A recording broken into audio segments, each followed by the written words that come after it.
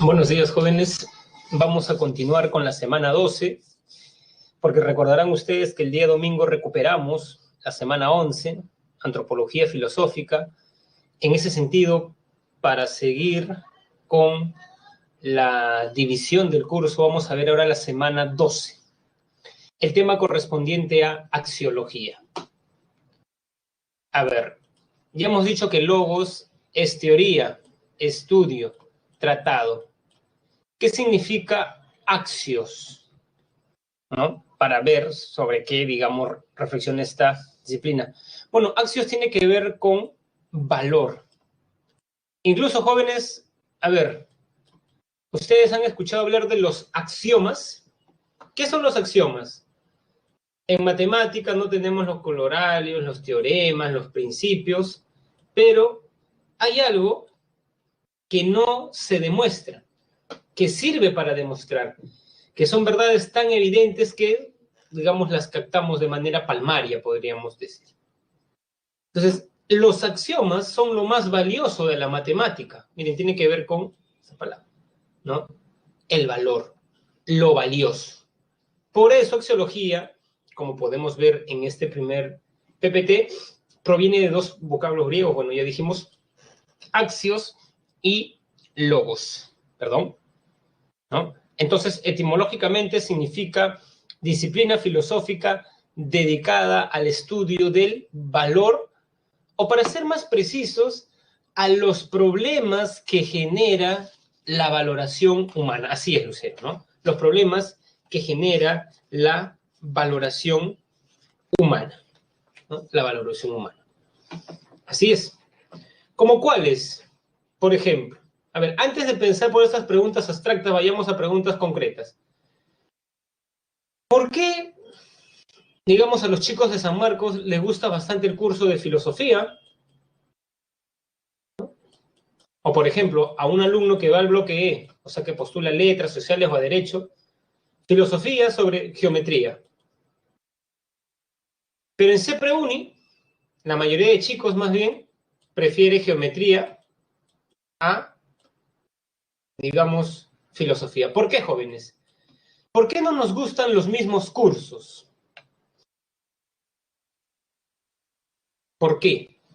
Por ejemplo, yo he estudiado letras. A mí me gusta la literatura, ver cuadros, la historia, ¿no? Pero probablemente a una persona que haya estudiado ciencias le gusta más la ciencia, ¿no? Ya es una jerarquía, pero la pregunta sería ¿por qué, Lucero? ¿Por qué, digamos, por qué no a todos nos gusta lo mismo?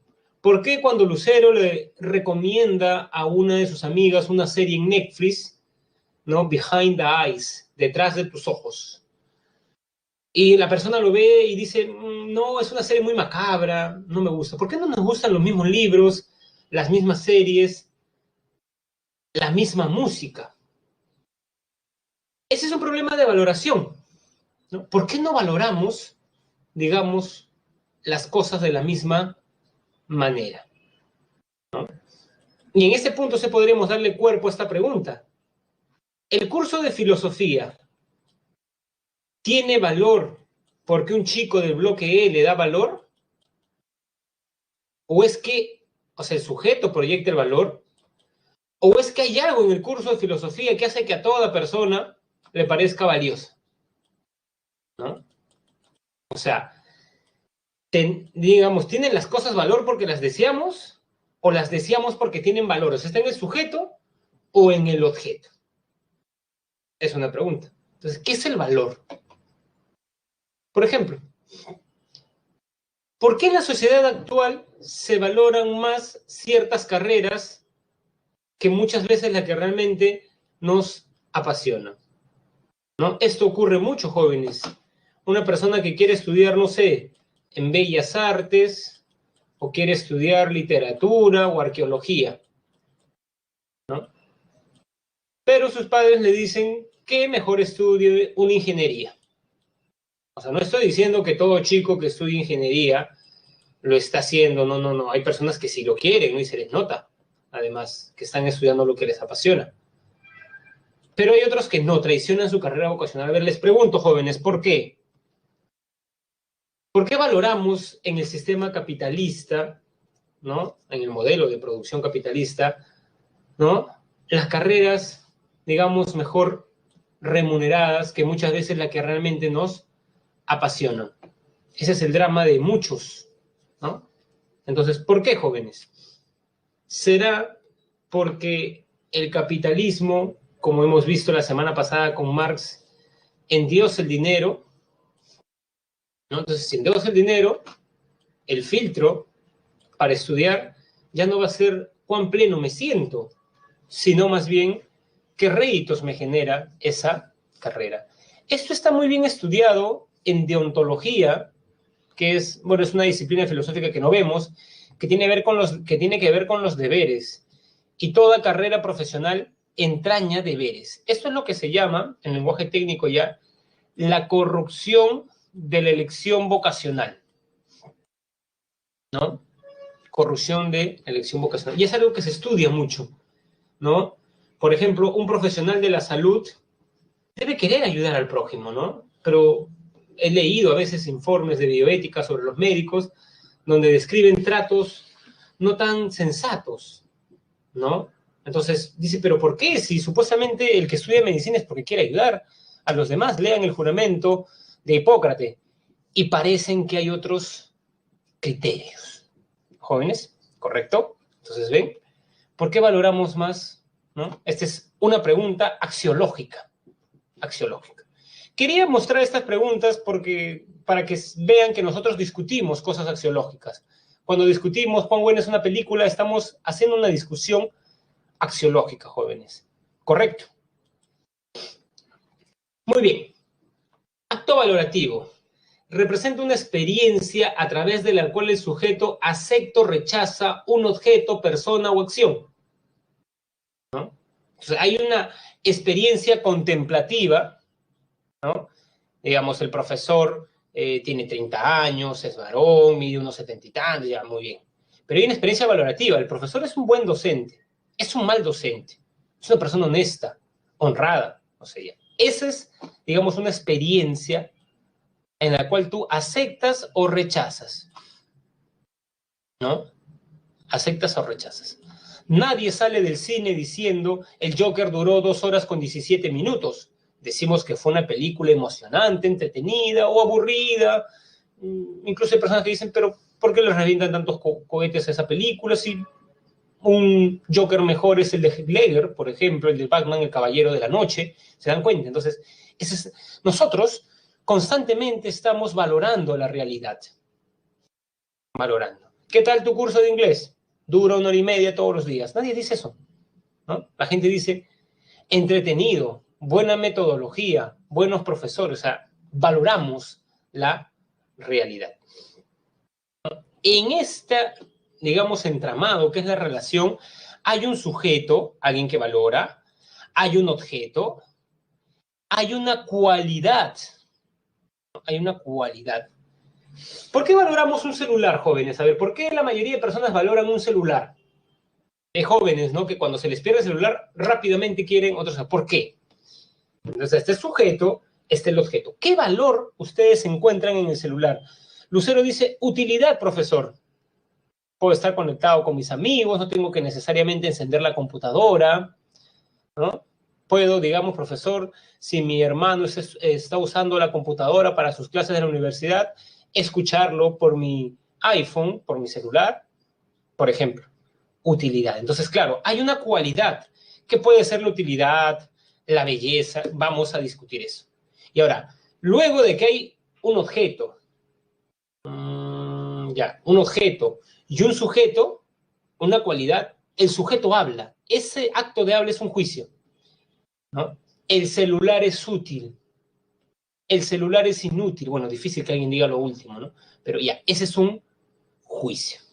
Correcto, ¿no? Correcto. Debe haber una cualidad que es lo que hace estimable algo. ¿Estamos? Fundamental, esto. Ya sé que es sencillo, pero siempre es bueno reforzarlo.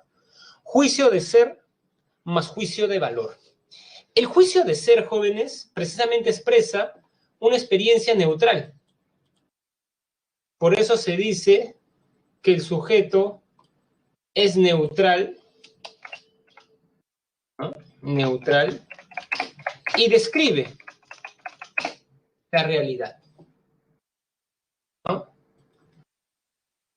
¿Qué tal su profesora de historia? Profesor, primero que es un profesor, ¿no? Delgado, alto, y su clase dura 2 horas. ¿Ven? Está describiendo, simplemente, ¿no? O cuando alguien dice, la escuela de filosofía es parte de la Facultad de Letras y Ciencias Humanas. Está describiendo, en efecto, está dentro de la Facultad de Letras y Ciencias Humanas. Pero ya cuando tú tienes una experiencia valorativa, lo que hemos visto que te pones a favor o en contra, ya el sujeto no es neutral, pues, ¿no? El sujeto desarrolla una preferencia,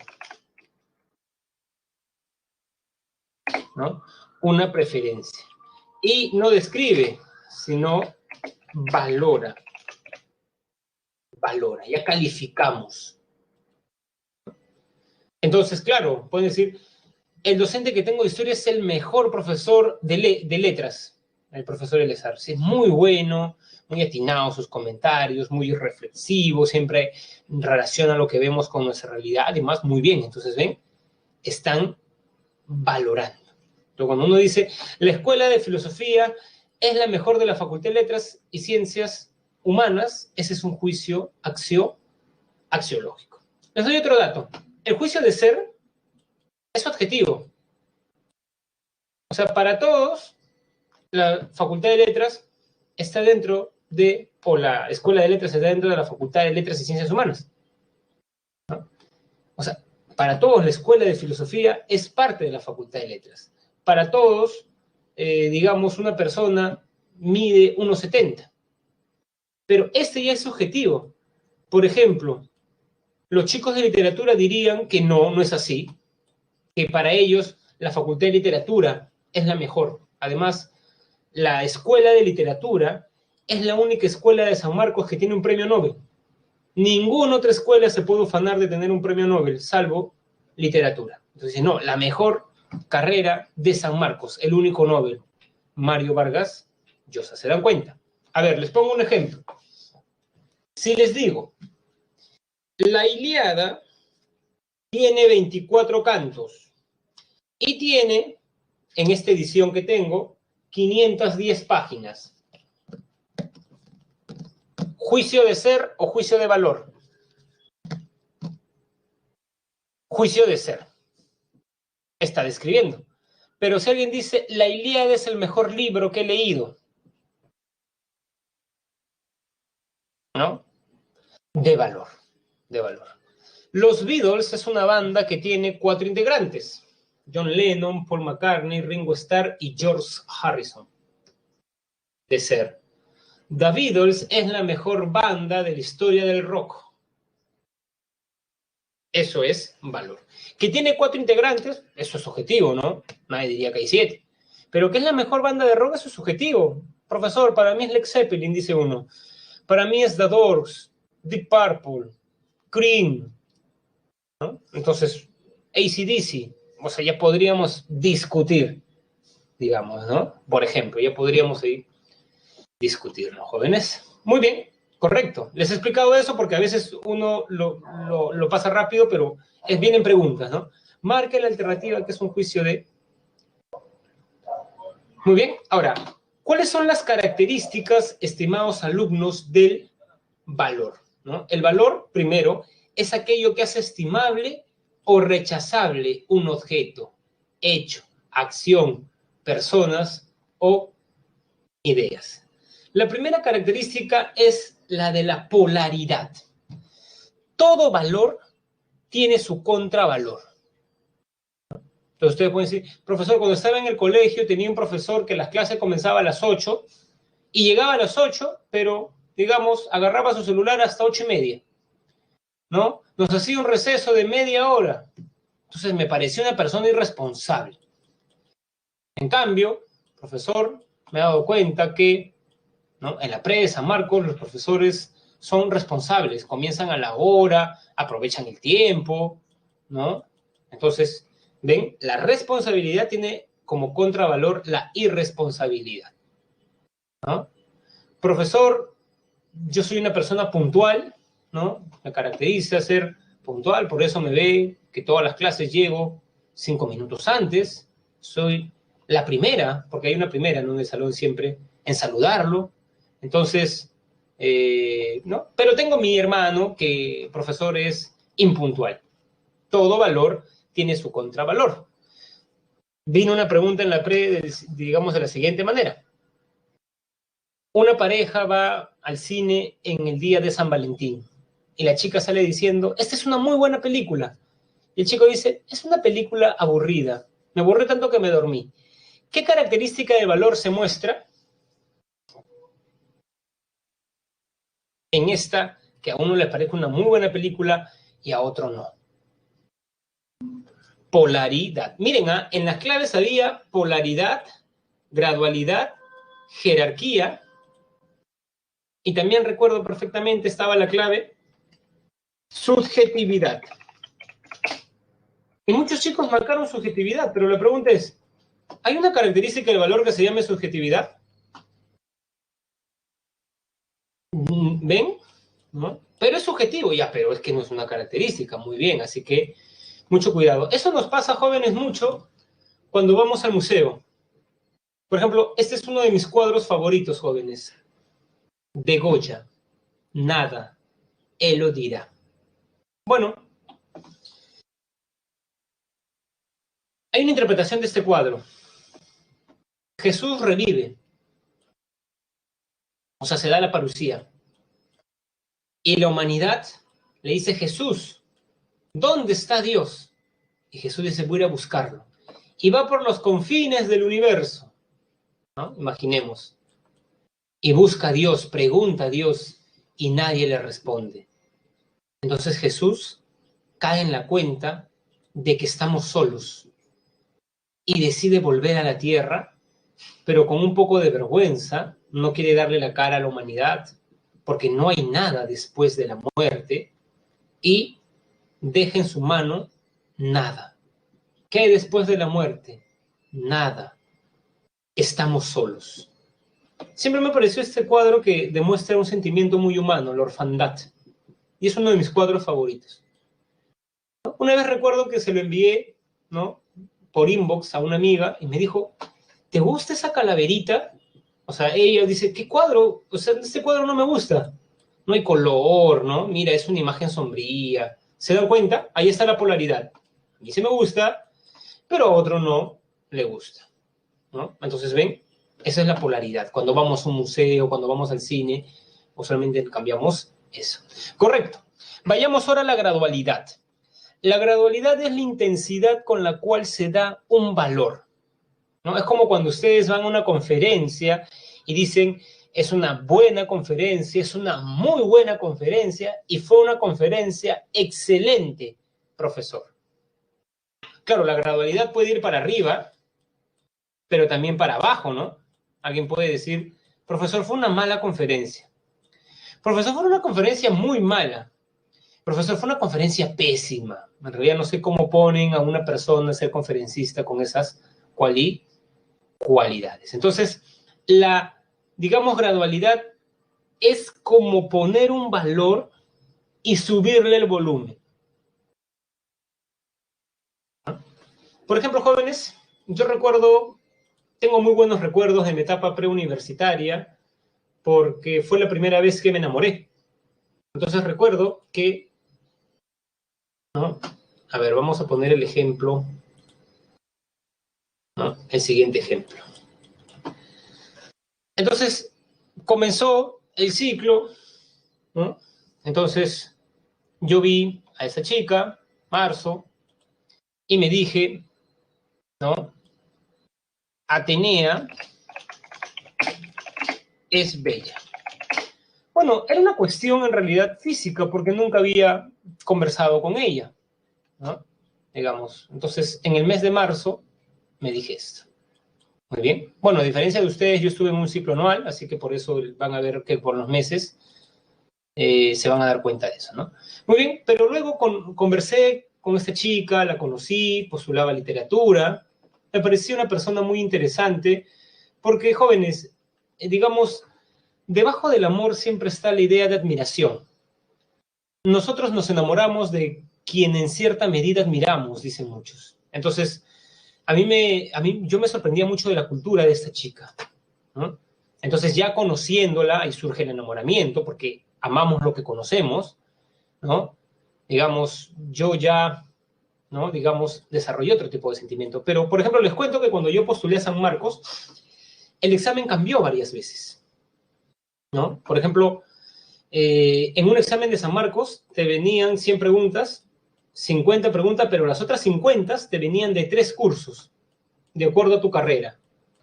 Por ejemplo, cuando yo postulé me venían 100 preguntas y me venían 50, 25 de RB, 25 de RM, y las otras 50 preguntas me venía de 5 cursos. Filosofía, por ejemplo, yo no aprendí física, química, o sea, los cursos eran acorde a tu carrera, ¿no? Ustedes, por ejemplo, no estarían llevando filosofía, ¿no? En ese, digamos, examen de admisión, ¿no?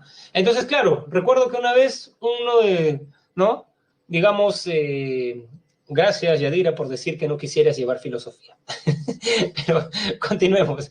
Entonces, les decía, jóvenes, que uno de mis compañeros, viendo estos cambios, ¿no? Decidió postular a otra universidad. Y recuerdo que, ¿no? Postuló a otra universidad, ingresó e hizo una fiesta, ¿no? Para, digamos, celebrar su ingreso. Y recuerdo que yo fui a esa fiesta y por primera vez bailé con Atenea, ¿no? O sea, en marzo yo dije, Atenea es bella.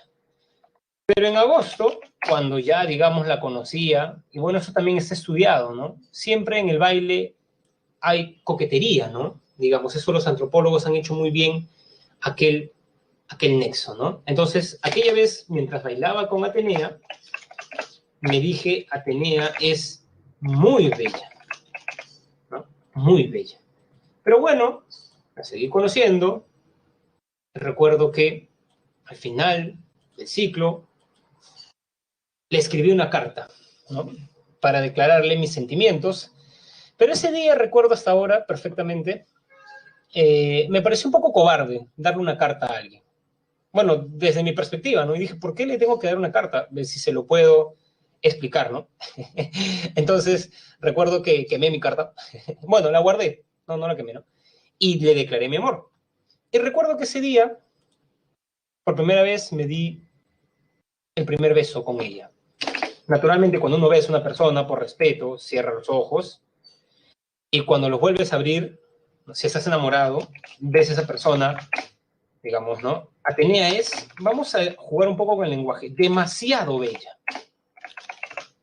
¿Ven? Este ejemplo del amor, el enamoramiento, es un ejemplo de gradualidad. Es el mismo valor. Y es como subirle de volumen. Bella, muy bella, demasiado bella, hermosa. Hay un valor. Algunos alumnos confunden la gradualidad con la jerarquía. La jerarquía es la preferencia de un valor sobre otro valor, lo que quiere decir que deben haber dos valores. Cuando una persona dice, profesor, yo cuando busco pareja, prefiero una chica con valores, una buena persona, a una chica atractiva, ya. Eso, ¿no? Digamos, los principios, la ética, ¿no? Sobre la belleza. Porque ¿qué hago, profesor, con una chica atractiva si es que me tiene en una montaña rusa emocional, me miente, sigue conversando con su ex, no sé, cosas, ¿no? Que a veces nosotros no las consideramos éticas. ¿Se dan cuenta? Cuando uno elige una pareja es una jerarquía, ¿no? Una jerarquía. Todos tenemos una jerarquía de valores. Esto es lo que define, digamos, cuando elijo una carrera profesional, cuando elijo una pareja y más, ¿no? Por ejemplo, jóvenes, ¿prefieren un cuerpo bello o un alma bella?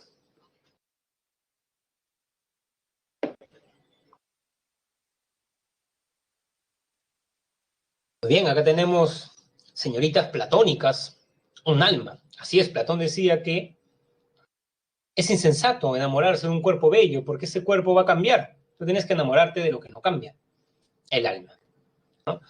Prefieren comer sano, o sano, saludable o delicioso. Mejor dicho, KFC o ensalada de fruta por las noches.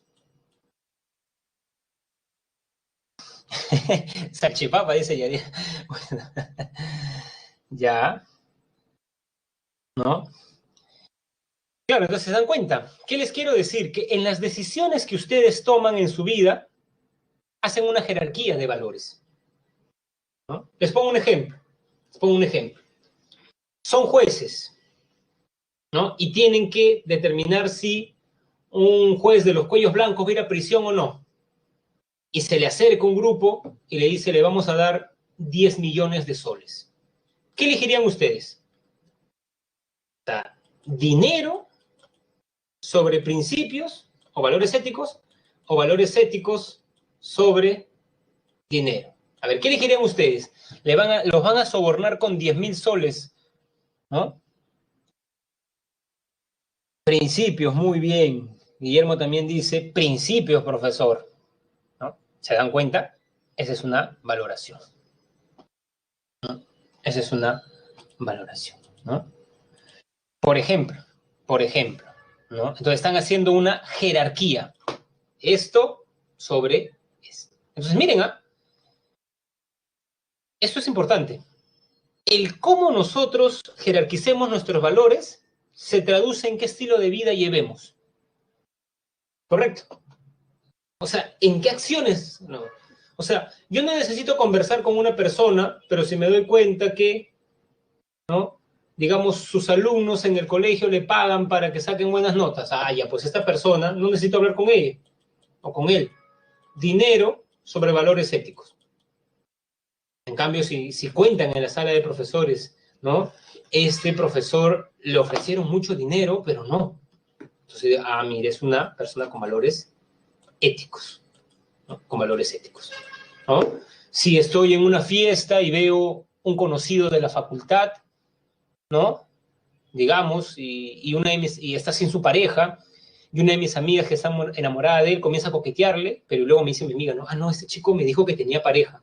Ni siquiera he hablado con él nunca, pero ya sé que ese chico jerarquiza la fidelidad sobre el placer espontáneo que uno pueda tener. Entonces, viendo bien a las personas, sabrás cómo es su jerarquía de valores. Como decía Sartre, nuestros actos gritan por nosotros, ¿no?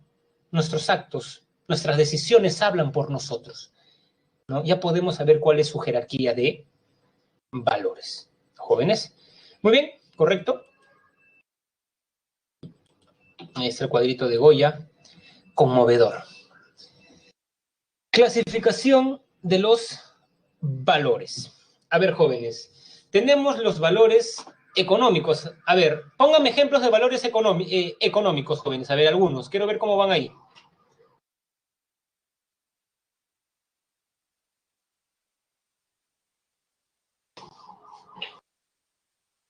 A ver, ¿qué nos dicen?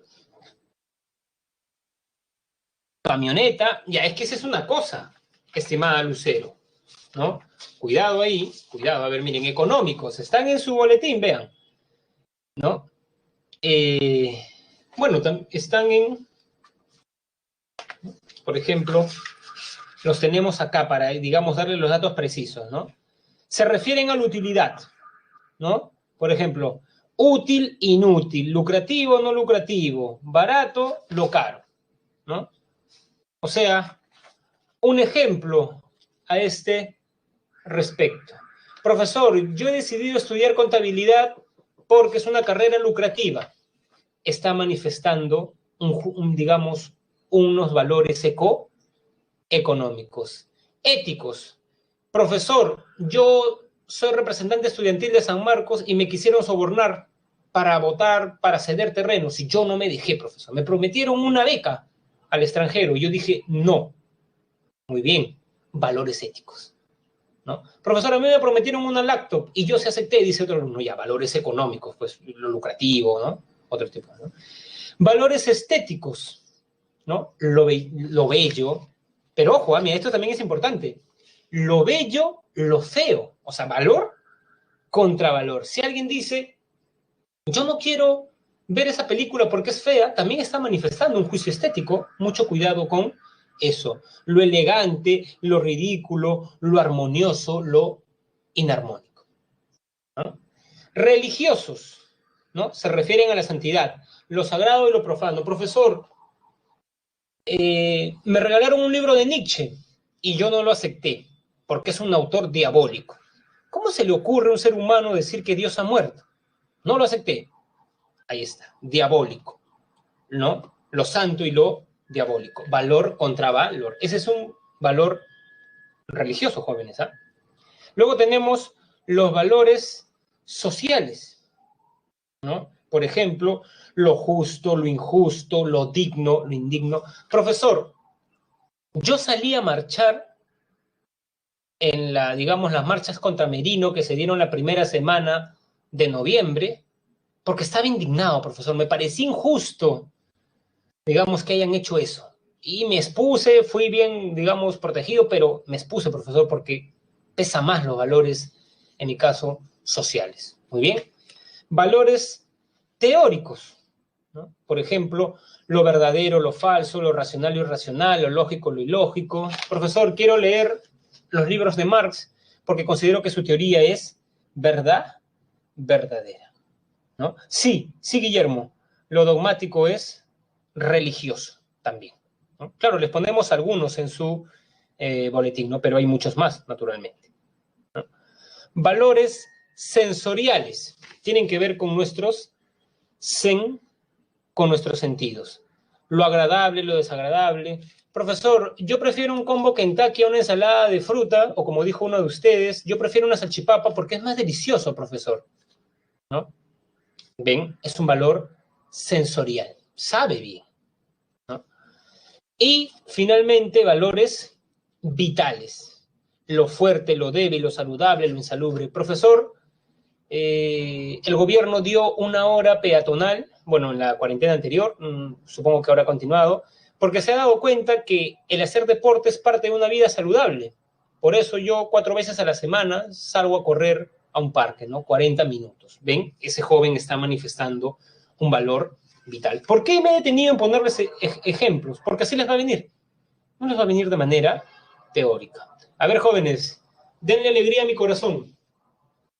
Miren, esto que está acá lo extraje de la novela de Mario Vargas Llosa, El paraíso en la otra esquina, que cuenta la vida del pintor francés Paul Gauguin.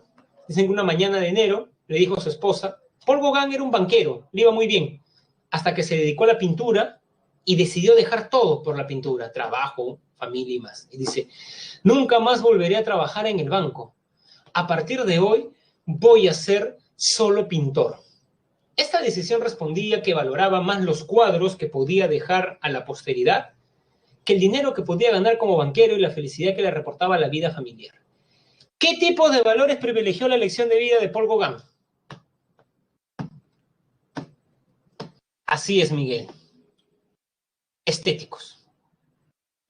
No creo que éticos, porque si hubiera sido ético se hubiera quedado con su familia, ¿no? Tampoco creo que económico, ¿por qué no?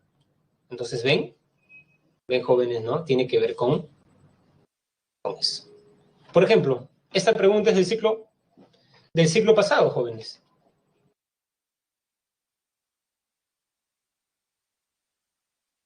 Un momentito, jóvenes. ¿Me escuchan, jóvenes?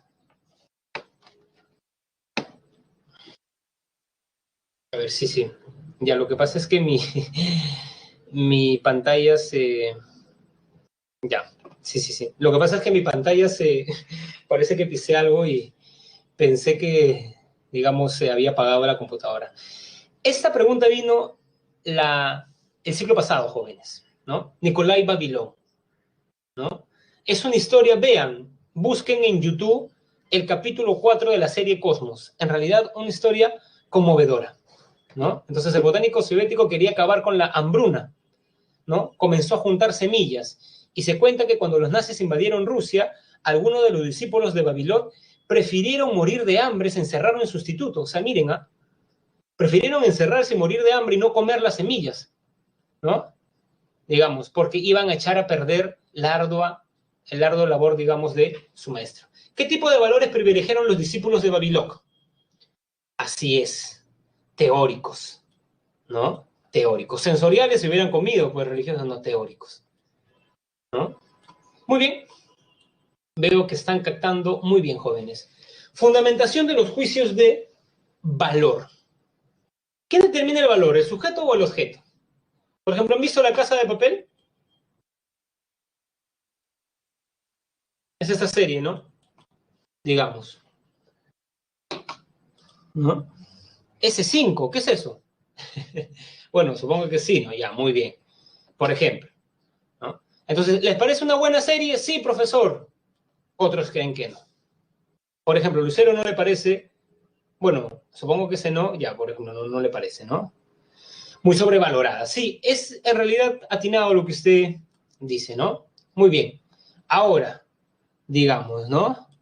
La pregunta, claro, por el sujeto, pero otra persona dice, no, profesor, a mí sí me parece la mejor serie de Netflix. Por ejemplo, ¿han escuchado la novena sinfonía de Beethoven? Los 5 movimientos, por ejemplo, ¿no? Eso también, digamos, no a todos les gusta la música clásica, ¿no? ¿A todos les gusta el metal? Por ejemplo, ¿ven? Depende, ¿no? Algunos sí, otros no. Entonces, ¿ven? Es un problema axiológico, esto que estamos discutiendo ahora. Existe una postura, jóvenes, ¿no? Que, digamos, tiene que ver, claro, ese es de Wagner, ¿no? Guillermo, claro. Hay varios autores de música clásica, Chopin, Debussy, ¿no? Pero como que Beethoven es el más ínclito, ¿no? El más conspicuo de ellos, ¿no? Muy bien. Fundamentación de los juicios de valor. Depende del sujeto. O sea, esta teoría dice en realidad que el sujeto atribuye valor al objeto. Es una vivencia de él, ¿no? Por eso a algunos les parece interesante La Casa de Papel, otros no. Ahora, el hedonismo es una variante del subjetivismo. O sea, es un subjetivismo, dice que el valor depende del sujeto, pero depende de lo que le genere placer, ¿no? Entonces, más o menos es lo siguiente, lo que está diciendo Epicuro. Lo valioso tiene que ver con lo placentero. Profesor, a mí me da placer leer. Por eso consideras que algo es valioso, ¿no? Pero lo, digamos, no valioso es lo que te genera dolor, ¿no? Lo que te genera dolor. Y claro, Epicuro, ¿no? Hedoné en griego es placer, ¿no? Entonces, Epicuro equipara valor con placer. Profesor, yo valoro mucho comer pizza, ¿no? Porque me da placer comer pizza. El detalle, jóvenes, es que en estos dos ejemplos que he dado, he comentado los valores corporales. Pero Epicuro decía que no solamente hay valores corporales, sino también valores intelectuales, espirituales. Eso es interesante precisarlo, jóvenes, porque Epicuro ha sido usualmente tergiversado. Desde que en Grecia fundó una escuela y dijo que el fin de la vida es el placer, dicen que los atenienses se preguntaban, ¿qué harán en la noche en la casa de Epicuro? Porque vivía, digamos, ¿no? Con sus amigos. Y se imaginaban banquetes, orgías. Pero Epicuro es muy claro, los placeres fundamentales son los placeres intelectuales. Como le dice en una carta a uno de sus discípulos, Meneseos, no encontrarás el placer ni en banquetes ni en orgías. El placer es un estado del alma. ¿Correcto? Entonces recuerden, jóvenes, esto de Epicuro. Ahora, para Aristóteles el placer está en el sujeto, sí, pero de nuevo, en lo que le da felicidad al sujeto. Bueno, una diferencia entre felicidad y placer sería que hay varias cosas que nos dan placer. Por ejemplo, profesor, a mí me da placer hacer deporte. Muy bien. Otro dice, profesor, a mí me da placer leer. ¿Pero les da felicidad? Felicidad es algo como que más, es como un gran placer. Es el placer superior. Ah, profesor, entonces, en mi caso, la felicidad es estar tiempo con mi familia, ¿no? Yo dejo de hacer deporte para estar con mi familia, o puedo dejar de leer para estar con ellos. ¿Se dan cuenta? Es ese gran placer, podríamos, de decirnos, jóvenes. Muy bien. Ahora, ¿por qué son subjetivismos? Porque no a todos nos da felicidad lo mismo. No a todos nos da placer lo mismo. A ver, jóvenes, ¿qué les da placer? Pongan algo en el chat para comentarlo. A ver, uno de ustedes ponga, profesor, a mí me da placer esto. A ver, comentemos lo que dice Guillermo, ¿no? Profesor, a mí me da placer escuchar a Mozart, pero puede ser que uno de sus compañeros diga, a ver, ¿qué me recomiendas de Mozart? La bodas de Fígaro. Lo escucha y dice, me aburrí. ¿Ven? No todos nos da placer. Tocar guitarra, dice Lucero. Bueno, imagínate que alguien no sepa tocar guitarra. O que haya aprendido a tocar guitarra, pero considere que el piano le da más placer, ¿no? Por ejemplo, Rafael dice ver series, hay personas que no, digamos, ni siquiera tienen televisión donde viven, solamente libros, hay, conozco, ¿no? Personas así, entonces se dan cuenta, no nos da placer las mismas cosas, ¿no? Muy bien. Ahora, subjetivismo, ¿no? Subjetivismo. Seguimos con el subjetivismo. Lo valioso depende de la utilidad, pero ojo, la utilidad de la mayoría. Se debe buscar, digamos, lo valioso para la mayoría de personas. A ver, pongamos un ejemplo. Soy un empresario que tiene un restaurante y que la mayor cantidad de afluencia de personas es los domingos. Pero el presidente ha dicho que los domingos hay movilidad social, inmovilidad social, o sea, la gente no puede salir.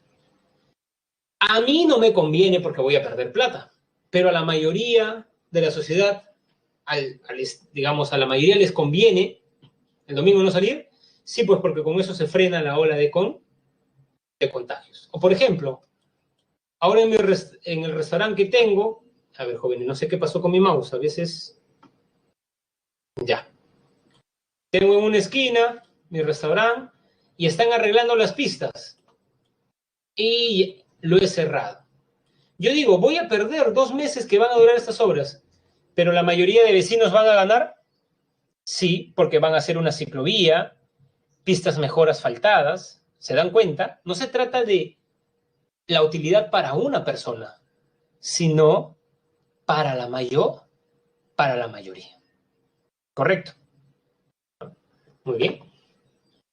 ¿No? Entonces se debe buscar la mayor felicidad para el mayor número de personas. Para el mayor número, ¿no? No para todos, porque es imposible ser feliz a todos, ¿no, jóvenes? Muy bien, este es John Stuart Mill. Luego tenemos, jóvenes, el emotivismo. Los juicios de valor emanan de las emociones. A ver, jóvenes, Alfred Ayer es del Círculo de Viena. El Círculo de Viena seguía las ideas de Wittgenstein. Wittgenstein tiene una frase interesante en el Tractatus. El mundo del feliz no es el mismo que el mundo del infeliz. Cuando estás feliz, porque estás enamorado, ¿no? Te gustan las películas de amor que terminen bien. A ver, nunca he visto no recuerdo un nombre de una película de amor que termine bien, jóvenes, a ver, porque la mayoría como que terminan, ¿no? No sé, estaba pensando en Diario de una Pasión, pero la chica termina con Alzheimer, ¿no? Entonces, no, eso no es, ¿no? Entonces, bueno, no sé, una película que hable del amor y que el amor triunfa a pesar de todo. Bueno, V de Venganza no termina bien, ¿no? Porque prefiere hacer la revolución, ¿no? Claro, a ver, ya, bueno, una película, no sé ya, la que fuese, ¿no? Ponen acá, ya. Me gusta, profesor, esa película, mire, hay que luchar por la persona que queremos, ¿correcto? Música, ¿no? Profesor, me gusta la canción de Río Roma, mi persona favorita. Ya, muy bien, ¿no? Y en libros, ah, bueno, profesor, El amor en los tiempos del cólera. Al final, Florentino Ariza después de 50 años, termina estando con Fermina Daza. Es interesante, ¿no? Porque esta es una historia de amor juvenil y cuando se casa Fermina Daza, ¿no? Florentino Ariza decide esperar que su esposo muera. Y ocurre eso, ¿no? Al final de la novela, bueno, ya les malogré la novela, digamos ya pues, ¿no? Ocurre eso, ¿no? Entonces ahí está, profesor, el amor ante todo, ¿no? Eso es porque estás feliz. Pero de pronto tu chica te termina el 14 de febrero, ¿no? Cosas que pasan. Entonces tú ves la misma película y dices, ¿qué película para fea, profesor? La vida no termina así. Ahora te va a gustar 500 días con ella. ¿Han visto esa película? No es una película, no es una historia de amor, ¿no? Más bien es una historia de desamor, ¿no, jóvenes? Entonces, ¿qué canción te va a gustar? De los hermanos Yaipen. Ojalá que te mueras. Qué fea canción en realidad. Desearle la muerte a alguien que he compartido. O sea, no sé, ¿no? Pero hay gente que le gusta, ¿no? Ya, muy bien, ¿no? O ya te olvidé, ya está. ¿Se dan cuenta? Depende de tus emociones, ¿no? Yo una vez estaba en el carro yendo a San Marcos y escuché que una persona le dijo al chofer si podía cambiar de emisora, ¿no? Así como que molesto con la canción que, que estaba sonando, ¿no? Eso fue algo que me hizo reflexionar bastante, ¿no? Entonces, claro, se dan cuenta cómo cambia lo que valoramos.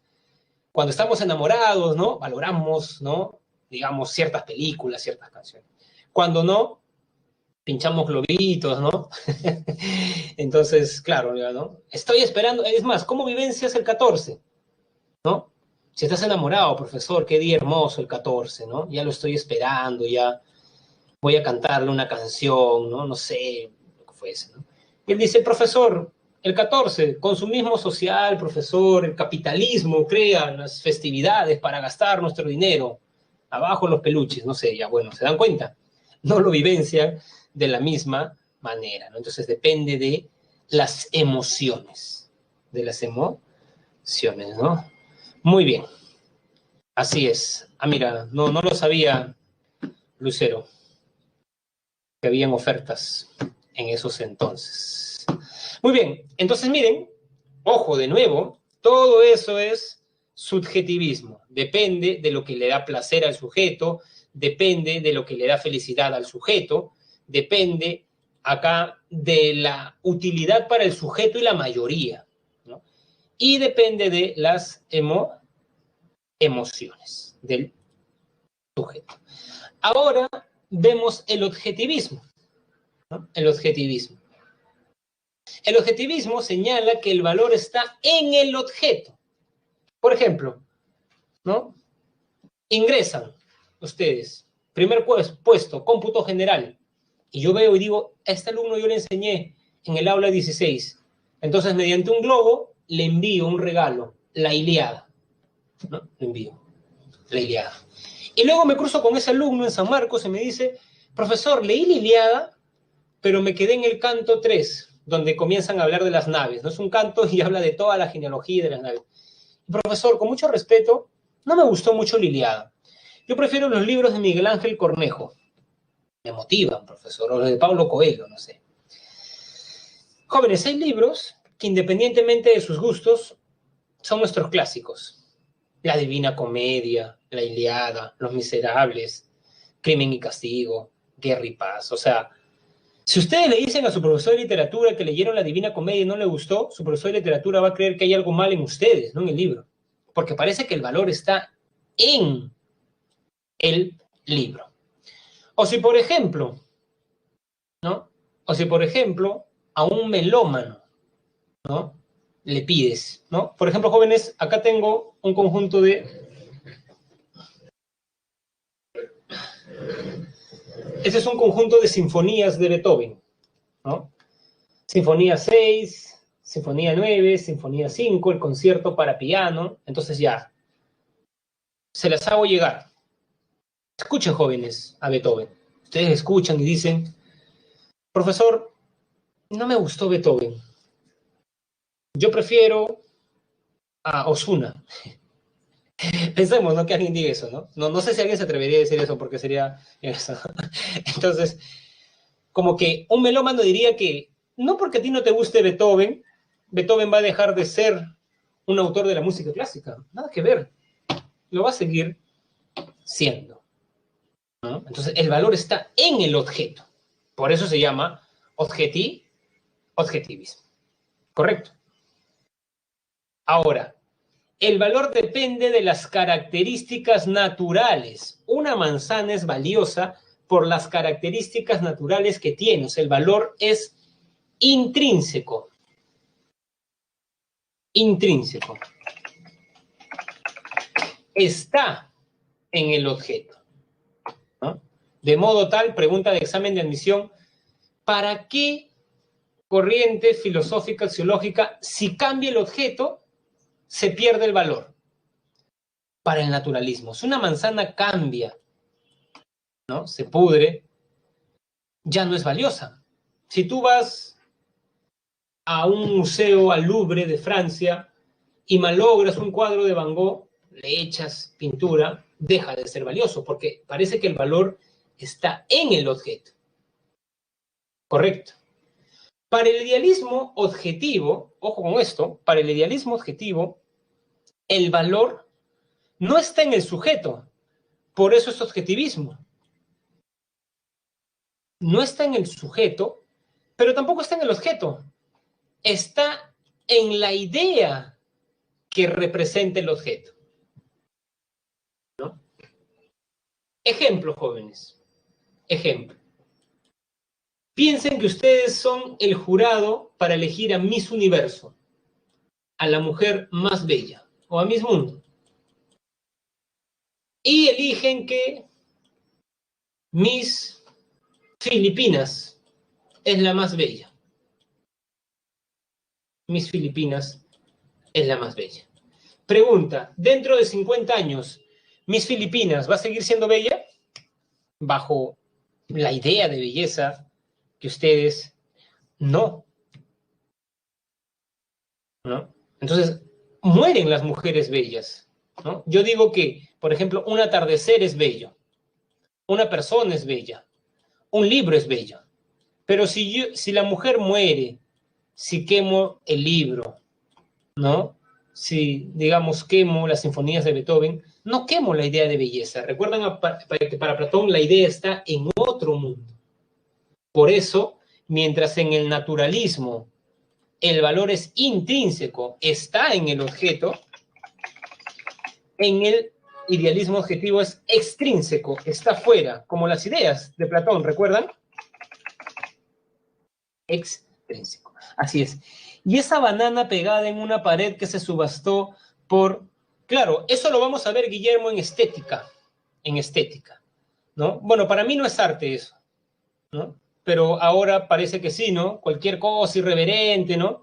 El otro día estaba por Miraflores y había el primer puesto de escultura. Era un fierro doblado, esto. Y yo le decía a mi papá, no, mira, ¿te parece arte eso? Y mi papá lo miraba, ¿no? De varios ángulos. Algo quiere haber dicho, dice, ¿no? Bueno, yo no me esfuerzo por eso, ¿no, jóvenes? Pero bueno, es una tendencia del arte. La vamos a discutir, Guillermo, en estética, no te preocupes. Vamos a resolver tu pregunta ya con mucha más teoría, ¿no? Sí, yo también lo considero que va por ahí, por lo lúdico, ¿no, jóvenes? Sí. Así es, jóvenes, así es. Entonces recuerden, para el naturalismo está en las cosas, en las características naturales, ¿no? No sé, pues, una mujer es bella porque tiene ojos verdes, ¿no? Pensemos. Pero después ella se pone lente de contactos y ojos negros, ya cambió, entonces ya naturalista. Está en las características naturales. En cambio, pero el idealismo objetivo es una idea. No se pierde la belleza. ¿Correcto? Muy bien. Por favor, jóvenes, siempre lean la lectura. Yo asumo que están comprendiendo las lecturas porque siempre vengo temprano y nadie me pregunta. Entonces supongo que les está yendo bien. Los jóvenes ya saben, cualquier duda la pueden formular. Nos vemos, jóvenes, la siguiente semana. Cuídense, repasen, por favor.